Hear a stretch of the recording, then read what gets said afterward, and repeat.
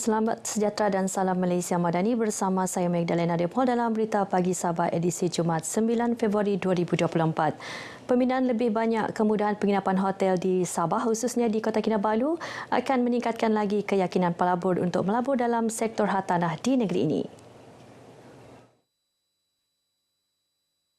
Ketua Menteri Datuk Seri Panglima Haji Jinor berkata, pertambahan kemudahan itu juga dijangka menyumbang kepada pertumbuhan sektor pelancongan dengan peningkatan kemasukan pelancong. Tahun lalu, jumlah pelancong ke Sabah melonjak kepada 2.6 juta orang berbanding 1.7 juta orang pada tahun 2022. Datuk Haji Ji menyatakan demikian ketika melancarkan pelan pembangunan Hotel The Peninsula di Kota Kinabalu. Hotel berkenaan dijangka siap pada tahun 2028 dengan kapasiti 800 bilik selain blok Pangsapuri, kompleks beli belah dan blok pejabat serta ruangan parkir. Jabatan Kerja Raya JKR Sabah dan pihak konsesi terlibat perlu proaktif melakukan pemantauan terhadap kerja-kerja pembinaan dan penyelenggaraan jalan raya yang meliputi laluan kinabatangan, beluran dan telupit. Ini termasuk mempamerkan atau meletakkan amaran papan tanda serta had kelajuan bagi membantu pengguna jalan raya mengenal pasti jalan-jalan yang sedang dalam pembinaan. Menteri Kerja Raya Datuk Insinyur Syahilmi Yahya berkata, dalam masa sama pengguna jalan raya sentiasa peka dengan papan tanda yang dipasang bagi mengelak sebarang kejadian tidak diingini.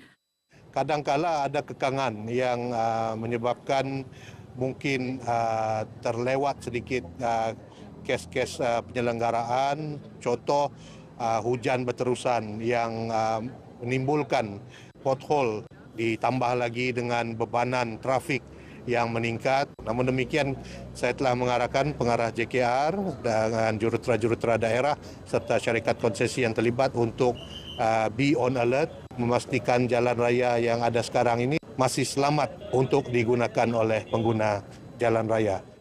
Datuk Syahilmi yang juga Timbalan Ketua Menteri ditemui media selepas perasmian kempen keselamatan jalan raya sempena Tahun Baharu Cina 2024 peringkat daerah Sandakan. Dalam perkembangan berkaitan, beliau memaklumkan Kerajaan Persekutuan terus komited menyiapkan baki 20 lagi pakej lebuh raya PEN Borneo di Sabah termasuk proses pelantikan kontraktor pada Jun depan. Mengenai program ini, Datuk Syahilmi memaklumkan Sandakan antara daerah yang mencatat kes kemalangan tertinggi pada tahun 2022. Justru pengguna jalan raya terutamanya yang balik ke kampung sempena cuti perayaan Tahun Baharu Cina dan sekolah ini dinasihatkan merancang perjalanan serta sentiasa mengutamakan keselamatan. Keputusan Peperiksaan Sijil Rendah Ugama SRU tahun 2023 meningkat 0.94% kepada 74.11% berbanding tahun 2022.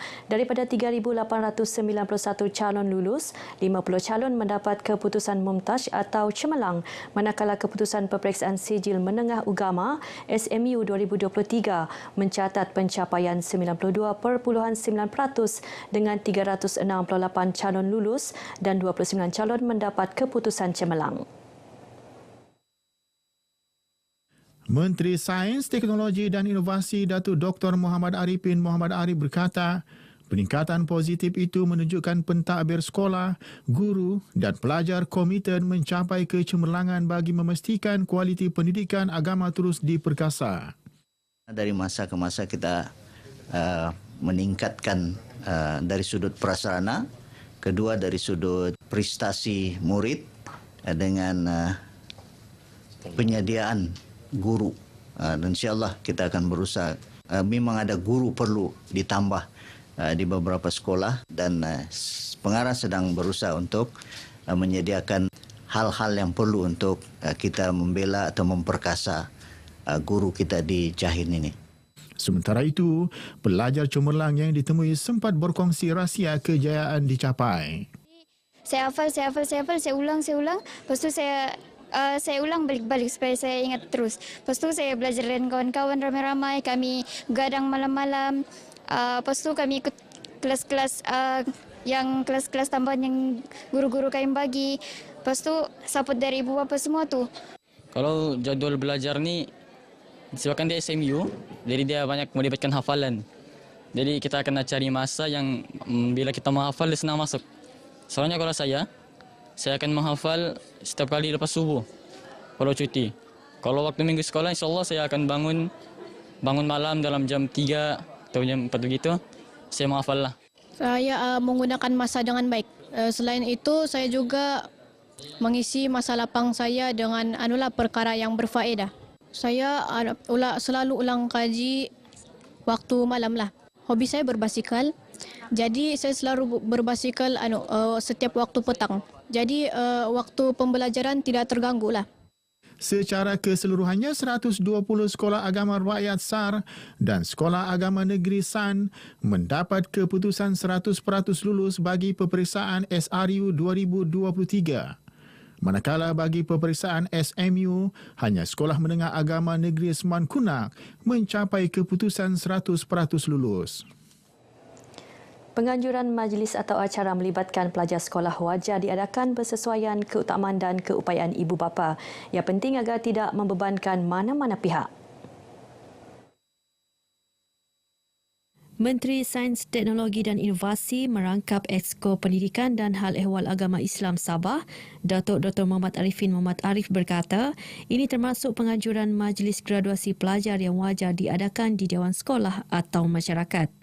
Perlu melihat perkara yang lebih utama dan saya harap pihak-pihak yang terlibat dalam hal penganjuran program ini melihat kepentingan atau keutamaan dan juga melihat keperluan atau keupayaan pihak ibu bapa.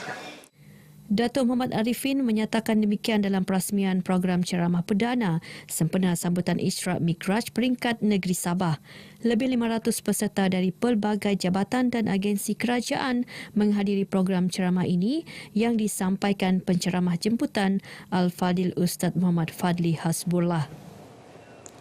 80% daripada 1,082 pegawai dan anggota Jabatan Bomba dan Penyelamat JBPM Sabah ditugaskan sepanjang musim perayaan Tahun Baharu Cina ini. Pengarah JBPM Sabah Abdul Razak Muda berkata, ia bagi memastikan tenaga kerja mencukupi sekiranya berlaku sebarang bencana.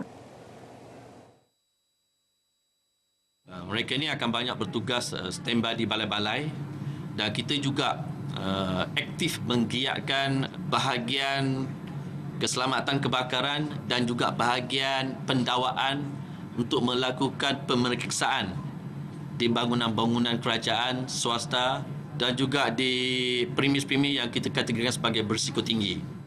Abdul Razak ditemui pemberita dalam majlis pelancaran kempen keselamatan kebakaran sempena musim perayaan Tahun Baharu Cina 2024.